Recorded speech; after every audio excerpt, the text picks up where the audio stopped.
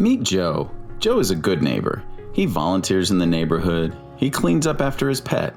He never throws loud parties and sends pies to new residents. But today, Joe is being a very bad neighbor. When Joe sprays Roundup on his driveway to kill the weeds, he doesn't give it a second thought. He thinks it magically disappears. But it doesn't. The active ingredient in Roundup is glyphosate, a chemical that likely causes cancer. Roundup includes other chemicals that increase toxicity. When Joe sprays Roundup in his driveway, it drifts next door where Mary is working in her yard. Unknowingly, she inhales the chemicals into her lungs, and it is quickly absorbed into her bloodstream.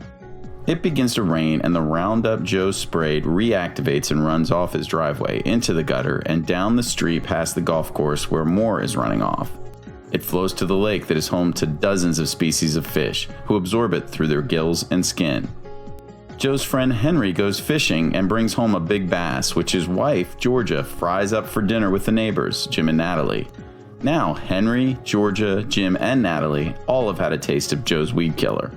Not to mention Mary next door, and all the fish, amphibians, and other residents of the lake.